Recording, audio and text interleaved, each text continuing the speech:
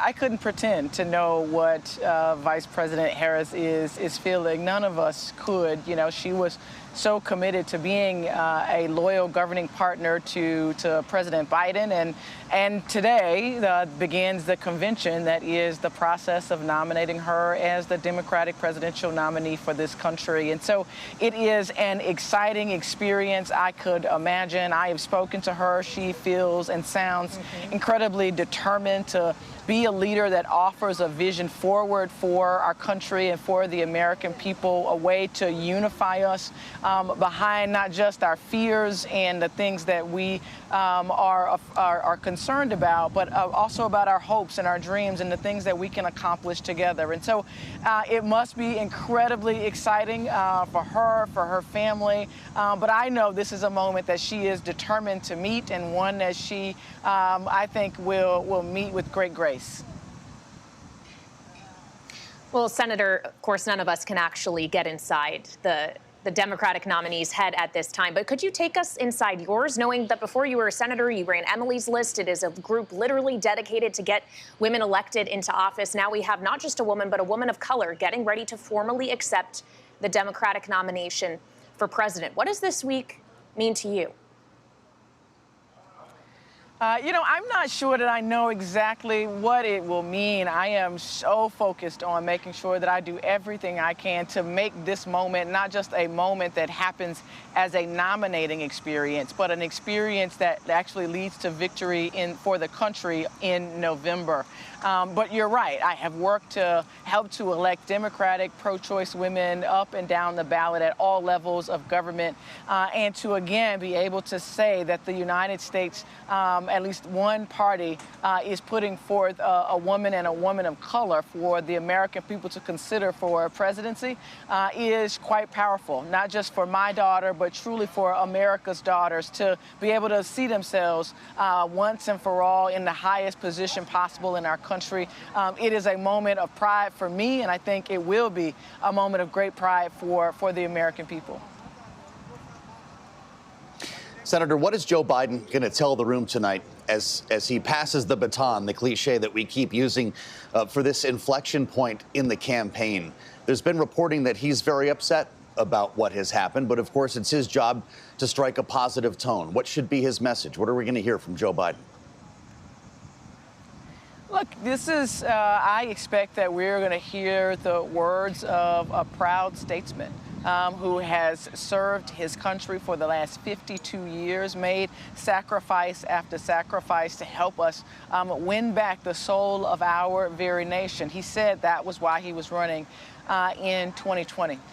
This is a president who will have accomplished by the end of his term some of the most historic legislation ever, changing the trajectory of so many industry and opportunities for the American people, whether we're talking about the cancellation of student loan debt to the inaction of the CHIPS and Science Act, the biggest investments in climate change in our nation's history, doing the work of the PACT Act and taking care of our veterans and their health care.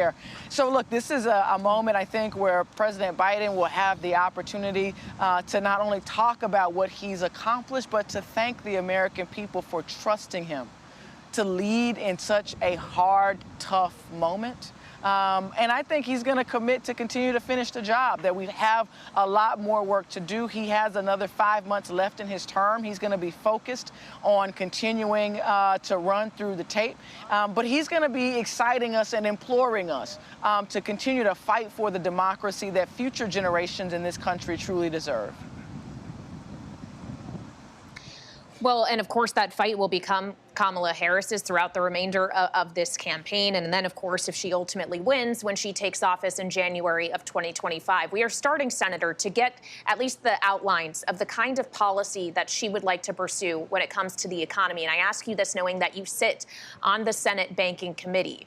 Some of the policies she put forward last week have been described as potentially inflationary. Donald Trump has suggested they borderline on communism, calling her now comrade.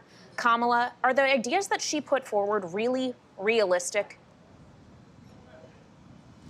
Look, I think the former president has tried his attempt at name calling against everyone who dared to take him on. And this is a presidential candidate, vice president in Kamala Harris, that is doing just that. Taking him on and putting forward visions and plans that actually bring our country together, that address some of our highest cost-driving issues that working families face today, the cost of housing, whether they want to own or rent, the cost of prescription drugs, whether they're taking cancer medication, or an elderly who's just trying to manage their diabetes, or just trying to make it every single day in the grocery store, buying bread and eggs and chicken to make sure that their family has food to eat. Yes, she has put forth an ambitious, I believe, practical approach that is about how do we listen to what the American people need from government and actually make plans to act. Are the plans going to turn out exactly the way that she put forth in her proposal in North Carolina? This is all going to be a process. She said herself what she wants to do is bring stakeholders together. She wants to bring industry and legislators and unions together to figure out how we try to solve some of these problems.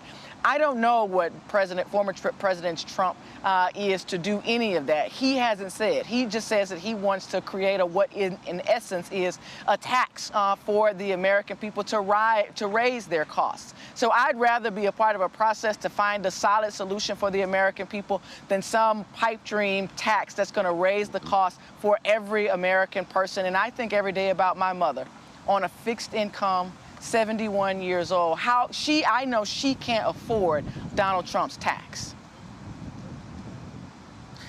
Senator Butler, we have breaking news on the terminal with regard to Israel, and this is going to be important for the delegates on the floor of this convention. Antony Blinken, the Secretary of State, says Benjamin Netanyahu has accepted a ceasefire proposal that they've been working on for days now. This just crossed the terminal. Netanyahu accepting latest Gaza proposal. He's speaking with reporters right now, talking about this U.S.-backed bridging proposal for a ceasefire, calling on Hamas to do the same. Your party platform, Senator, also calls for, quote, immediate and lasting ceasefire deal, unquote.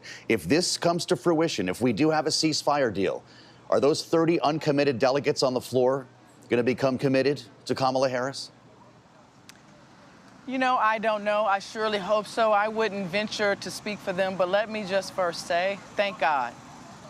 The tragedy that we have been seeing that began on October 7th and has continued in the lives of innocent Palestinian families. I am glad that Joe Biden has remained on the case and has not let a night go by where he wasn't working towards accomplishing this ceasefire. If that is the case, this is a great and important day for the presidency of President Biden and a great moment of, I think, relief for so many families, Israeli and Palestinian families alike.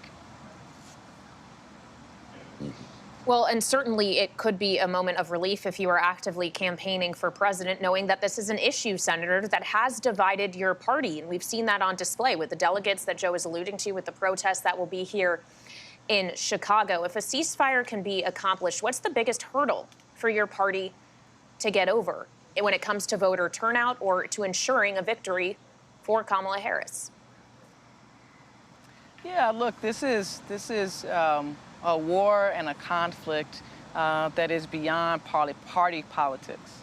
Both sides have taken their own positions. What we have seen President Biden and Vice President Harris work towards is that lasting ceasefire, the return of those hostages. And hopefully as the details of this deal becomes more clear, that we will have accomplished those things. And let's focus on these are lives that have been lost here. Tens of thousands of lives, the rape and torture of Israeli families on October 7th. I'm not going to jump into a conversation about politics when we're talking about people's lives. Yes, there has been disagreement in our country about this, but let's celebrate what is happening here. There are hundreds of Americans and Israelis and others that are actually going to be able to come home after nearly a year let's celebrate what we're accomplishing and recognize the diplomacy and the committed leadership that President Biden and Vice President Harris have brought, and all of the global leaders who have leaned in here to help make this happen.